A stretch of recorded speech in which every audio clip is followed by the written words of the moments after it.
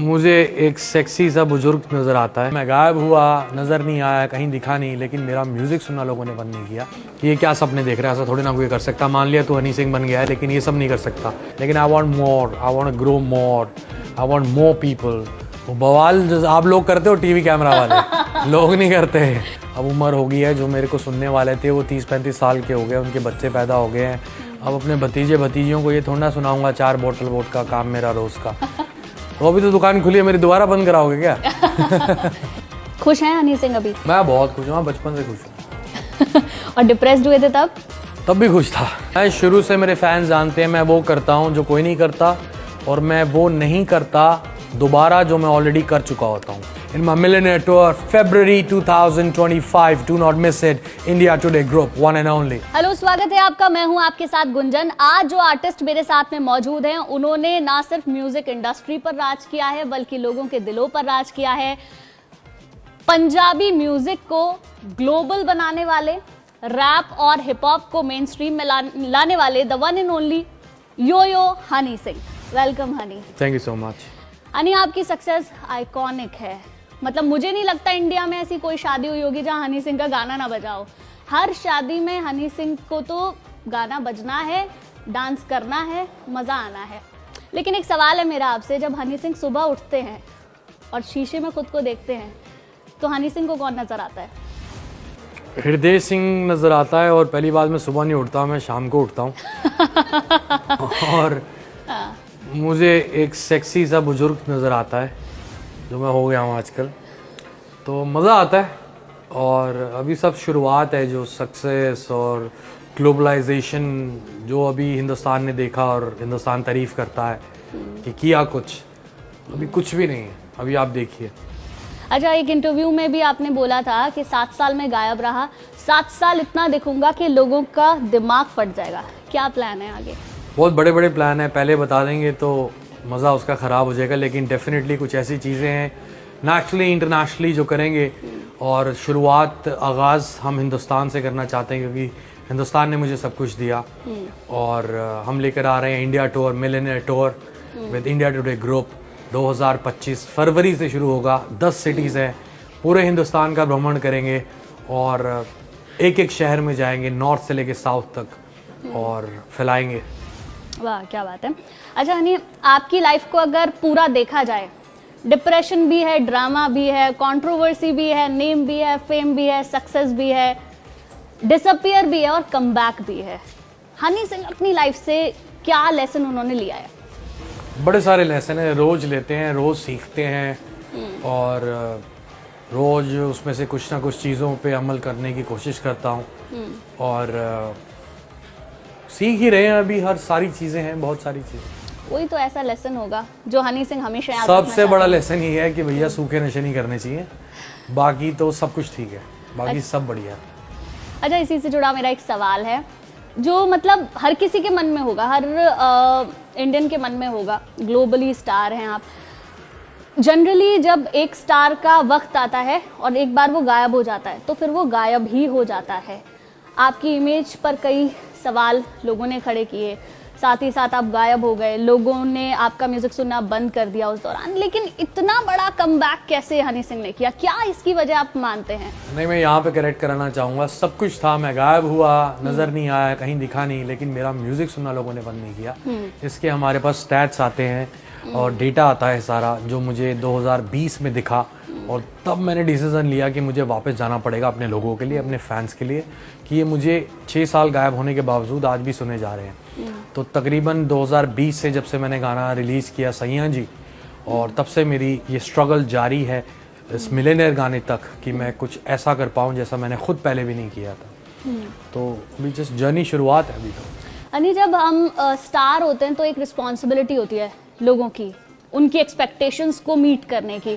तो जब, जैसा आपने अभी मुझे बताया कि आपको 2020 में ये लगा कि नहीं, लोग मेरे गाने सुन रहे हैं और मुझे वापस आना चाहिए, तो क्या कभी रिग्रेट हुआ अपनी पुरानी चीज़ों पर? रिग्रेट किसी चीज़ पे नहीं है मेरे को अपनी पूरी ज़िंदगी में। सिर्फ इसी बात पे है कि मैंने अपनी उस नई दौलत शोहरत के जुनून में जो नशों की एक आदत बना ली थी, वो बहुत डेंजरस थी, और उसने मेरा सत्यानाश किया और मेरा सारा डैमेज वहीं से हुआ। लेकिन वो एक सीख थी, और सारे छोटे बहन भाइयों को जो हिंदुस्तान में इस चीज़ को देख रहे हैं, इस वीडियो को देख रहे हैं, यही कहना चाहता हूँ कि सूखे नशों से दूर रहें।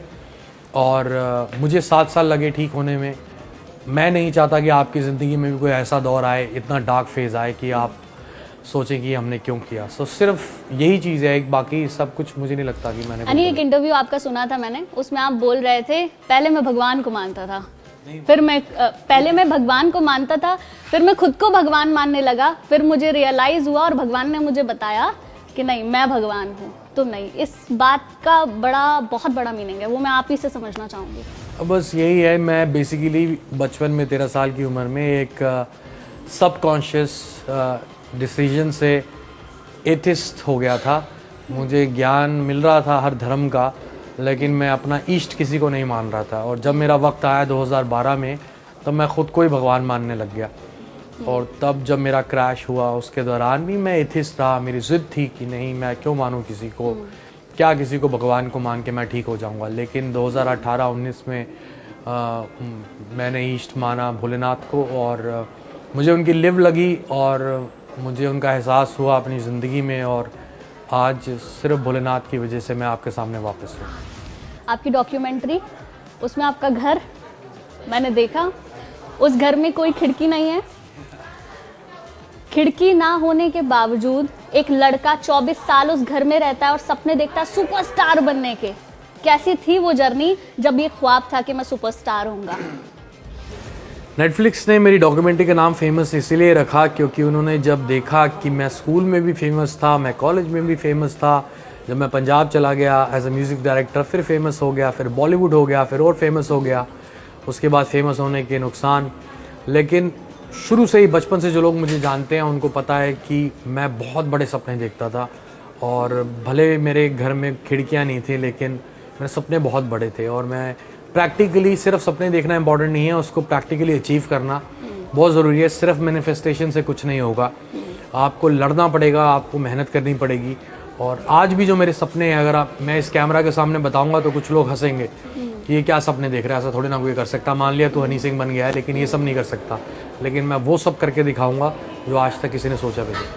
आपने वो करके दिखाया है अभी तक। ये कॉन्फिडेंस हनी का बता रहा है। एक बार फिर से आप लोगों के दिलों पर राज करने वाले हैं, और वैसे भी आपका कमबैक भी इतना अमेजिंग है। अच्छा हनी, एक बात बताइए मुझे कि जब हम कमबैक करते हैं ना, एक्सपेक्टेशन बढ़ जाती है। पहले से आपके सुपर डुपर हिट गाने, आप खुद बहुत बदले हैं। आपको पहले सुने और आपसे अब मैं बात कर रही हूँ तो बहुत बदलाव मुझे नजर आ रहा है। तो क्या वो बदलाव म्यूजिक में भी आपने डाला है, म्यूजिक क्रिएशन में भी आपने डाला है? थोड़ा बहुत, क्योंकि जेनजी मेरा टारगेट है, क्योंकि मैंने तकरीबन 1 दशक अपना मेरा बर्बाद हुआ। और 10 दिन में दुनिया बदल जाती है, तो 10 सालों में तो काफ़ी कुछ बदला है। तो मेरी कोशिश है जेनजी को किसी तरह खुश कर पाऊँ, उनके साथ एक कनेक्ट बन पाए। और जब हमने अभी पिछले महीने पहली दफ़ा अपने इंस्टाग्राम के इनसाइट्स चेक किए, तो उसमें 18 साल से 24 साल तक के बच्चे 60% आ रहे हैं जो मेरा कंटेंट सुन रहे हैं और देख रहे हैं। तो उससे मुझे कहीं ना कहीं लग रहा है कि इस मिलियनेयर गाने ने और पायल ने और ग्लोरी एल्बम ने कहीं ना कहीं जेनजी को छुआ है। जो मेरी पुरानी फ़ैन फॉलोइंग है, टचवुड भोलेनाथ की वजह से, वो बहुत हार्डकोर है, वो आज भी मेरा साथ देती है। लेकिन I want more, I want to grow more, I want more people, I want the youth with me, so it's working. अच्छा मुझे ये बताइए यानी आपने स्पिरिचुअली कितना ग्रो किया है? मतलब क्योंकि आप भगवान की बात भी करते हैं, आप कुछ नेगेटिव एनर्जीज के बारे में भी बताते हैं, कितना ग्रो किया है? काफ़ी ग्रो किया है। मेरी जर्नी तो बचपन से चल रही है, स्पिरिचुअल जर्नी, एक तरह से एक तलाश। लेकिन since 2019 I am feeling very spiritually inclined, जब मैंने भोलेनाथ को अपना इष्ट माना, और काफ़ी कनेक्शन है उनके साथ। और इबादत करने से ही स्पिरिचुअलिटी का रास्ता नहीं है, होली बुक्स पढ़ने से ही स्पिरिचुअलिटी का रास्ता नहीं है। स्पिरिचुअलिटी हर चीज़ में है। और सबसे बड़ा धर्म हमारा, मैं एक सिख फैमिली में पैदा हुआ हूँ, तो सबसे बड़ा धर्म है हमारा ह्यूमैनिटी की सेवा करना। अगर हम मंदिर, गुरुद्वारा, मस्जिद जा रहे हैं, 5 वक्त की नमाज़ पढ़ रहे हैं, सुबह आरती कर रहे हैं, पूजा कर रहे हैं, और चलते फिरते लोगों को या अपने एम्प्लॉयज़ को या अपने दोस्तों को या अपने रिश्तेदारों का दिल दुखा रहे हैं और उनके साथ गलत कर रहे हैं, तो वो पाठ पूजा किसी काम नहीं आएगी। तो मुझे लगता है ह्यूमैनिटी को सर्व करना, और ऊपर से ऊपर वाले ने मुझे ये काम ऐसा दिया है दुनिया को खुश करने का, तो ये मुझे स्पिरिचुअली इंक्लाइन करने के लिए बहुत हेल्प करता है। म्यूज़िकली आप कनेक्ट कर पाते हैं लोगों की ज़िंदगी से, लिरिकली आप उनके जज्बातों से कनेक्ट कर पाते हैं कि वो क्या सोच रहे हैं, क्या गा रहे हैं। लेकिन आपके लिरिक्स को लेके तो इतने बवाल हो जाते हैं। वो बवाल जो आप लोग करते हो टीवी कैमरा वाले, लोग नहीं करते हैं। आप लोग करते हो, लोग नहीं करते, लोग नहीं करते, लोगों ने आज तक नहीं किया। लोग अगर करते होते तो भूल जाते कि चलो आया गया हनी सिंह गायब हो गए तो खत्म हो गया। अच्छा, अब इतने बवाल के बाद क्या कुछ लिरिक्स में चेंज होगा या अब अपना पुराना वाला अवतार ही होगा? मैं ना ये 4 साल से सोच रहा था कि मैं क्या करूं। अब उम्र हो गई है, जो मेरे को सुनने वाले थे वो 30-35 साल के हो गए, उनके बच्चे पैदा हो गए हैं। अब अपने भतीजे भतीजियों को ये थोड़ा ना सुनाऊंगा 4 बोतल वोट का काम मेरा रोज का। तो कुछ बदलाव लाता हूँ। तो मैंने पीछे 2-3 गाने, आप पिछले साल, अब आप जर्नलिस्ट हैं, फीमेल हैं, पिछले साल मैंने एक गाना निकाला, गाने का नाम है सोल, वुमेन एनवायरनमेंट पे। आपने वो सुना तक नहीं होगा, आप तक ने नहीं वो सुना होगा, वो फ्लॉप हो गया। मैंने अपने करियर की शुरुआत करी थी भगत सिंह, शहीद भगत सिंह के लिए गाना निकाला था, सुपर फ्लॉप हो गया था। मेरे पास काम नहीं था 1 साल। जब मैंने अंग्रेजी बीट पे करना शुरू किया या डोप शोप करना शुरू किया तो मेरी दुकान चल पड़ी। तो अभी तो दुकान खुली है, मेरी दोबारा बंद कराओगे क्या? अच्छा, एक थोड़ा सा सीक्रेटिव क्वेश्चन है, मुझे बताइए कि जब काम नहीं मिलता है इंडस्ट्री में, ऐसा क्या मतलब आपने तो खुद को एस्टेब्लिश किया है ना, कोई गॉडफादर, एक छोटे से शहर का लड़का जिसने खुद को बनाया और ऐसा बनाया कि दुनिया देखती रह गई, कितना मुश्किल होता है? कुछ भी मुश्किल नहीं होता। पहली बात, मैं कोई बॉलीवुड प्लेबैक आर्टिस्ट नहीं हूँ, मैं एक इंडिपेंडेंट आर्टिस्ट हूँ। मैंने अपनी काम आपको कोई नहीं दे सकता, काम आपको खुद क्रिएट करना पड़ता है। और मेरी शुरू से सोच रही है कि मैं खुद क्रिएट करूँगा सब। तो मैंने क्रिएट करी नई साउंड, मेरे साथ जनता कनेक्ट हुई, तभी बॉलीवुड मेरे साथ हुआ। बॉलीवुड अपने आप मेरे पास आया, उन्होंने पैसा दिया। लोग 20 साल से शाहरुख खान के लिए गा रहे हैं, आज तक मिले नहीं। लोग 30 साल से बच्चन साहब के लिए गा रहे हैं, आज तक मिले नहीं। उन्होंने मुझे अपने वीडियोस में लिया। क्यों? क्योंकि मैंने एक सेल्फ मेड, अपने फैंस की डेडिकेशन की वजह से और उनके प्यार की वजह से एक इंडस्ट्री खड़ी कर दी थी खुद। तो मैंने कभी किसी इंडस्ट्री का मोहताज रहा ही नहीं, ना पंजाबी रीजनल इंडस्ट्री का, ना बॉलीवुड का। तो मैंने, आज भी मेरी ज़िद ये थी 2024 में कि मैं एक ऐसी एल्बम लेकर आऊँ कि मैं वापस इंडिपेंडेंटली खड़ा हो पाऊँ, तो उसके बाद बॉलीवुड करेंगे। तो अब 2025 में मैं बॉलीवुड करूँगा काफ़ी। म्यूजिक का जो फ्लेवर है वो बड़ा अलग, अंग्रेजी बीट, लुंगी डांस, पानी पानी, दिन है सानी सानी। कितना वक्त लगता है आपको लिखने में, म्यूजिक क्रिएट करने में? और क्या ऐसा कुछ मूड बनता है, जैसे कि कुछ लोग होते हैं, मुझे लगता है कि मैं अच्छा तब लिख सकती हूँ जब चाय पीती हूँ, तो हनी सिंह का क्या है ऐसा? मैं बस खुश रहने की कोशिश करता हूँ। खुश हूँ तो 15 मिनट में गाना बन जाता है सब कुछ। खुश हैं हनी सिंह अभी? मैं बहुत खुश हूँ, बचपन से खुश हूँ। और डिप्रेस्ड हुए थे तब भी खुश था। मैंने सुना आपने एक कमरे में खुद को बंद कर लिया था, मतलब करीबी से करीबी को आप नहीं मिलते थे, ऐसा क्यों? बीमारी क्या चलता था उस वक्त? वो बीमारी थी ऐसी, और वो बहुत खतरनाक बीमारी होती है। मेंटल डिसऑर्डर बोलते हैं उसको, bipolar disorder with psychotic symptoms मेरे को थे। और मैं ख्याली बहुत सारी नेगेटिव चीज़ें सोचता रहता जो यकीन में भी नहीं होती थी। कई लोगों की मौत, कई डिस्ट्रक्शन, बड़े वियर्ड थॉट जो यकीन में थे ही नहीं। तो वो आपको इतना बांध देते हैं कि आपको सिर्फ वही दिखता है जो है ही नहीं, और वो भी सब नेगेटिव। तो 30 सेकंड में आपको 30,000 नेगेटिव थॉट्स आते हैं। तो वो बड़ा बेकार सा वक्त था, और वो निकल गया, अब सब बढ़िया। चलिए, तो बहुत अच्छी बात है। अच्छा, एक और सवाल मेरा ये है, गाने का जैसे मैंने जिक्र किया, डिफरेंट टाइप के गाने, तो अब गाने में कितना चेंज आप दिखाने वाले हैं अपने व्यूअर को, म्यूजिक में, गाने में? मैं शुरू से, मेरे फैंस जानते हैं, मैं वो करता हूँ जो कोई नहीं करता, और मैं वो नहीं करता दोबारा जो मैं ऑलरेडी कर चुका होता हूँ। तो मेरे आप सारे गाने देखे, अभी आपने बात करी कि लुंगी डांस अलग है, ब्लू पानी पानी अलग है, ये गाना अलग है, वो गाना अलग है। So I always wanted to do something new, and definitely what I am trying with a new sound, with new lyrics, is definitely you've never seen and heard before.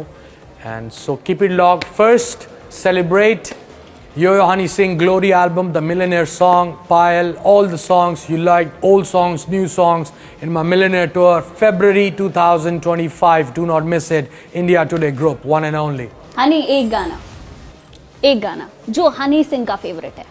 कुड़िए नी तेरे ब्राउन रंग ने, मुंडे पट्टे ते नी सारे मेरे टाउन में, कोई कम उत्ते जावे ना, रोटी पानी खावे ना, गोरी गोरी कुड़ियां नू कोई मुंह लावे ना। वाह क्या बात है, बहुत बढ़िया। Thank you so much Honey, thank you. हमसे बातचीत करने के लिए, अपनी जर्नी शेयर करने के लिए। आपकी जर्नी से वाकई हर कोई इंस्पायर हो सकता है, उसमें सारी चीज़ें हैं, तकलीफ़ें भी हैं, मुश्किलें भी हैं, लेकिन एक रॉक स्टार है, एक सुपरस्टार है जो आप में तब भी था, आज भी है। और हम उम्मीद करते हैं जितने बड़े आपके सपने हैं, मतलब दुनिया देखती रह जाए, तो हम भी देखना चाहेंगे हनी सिंह और क्या कुछ लेकर आते हैं। Thank you so much Honey.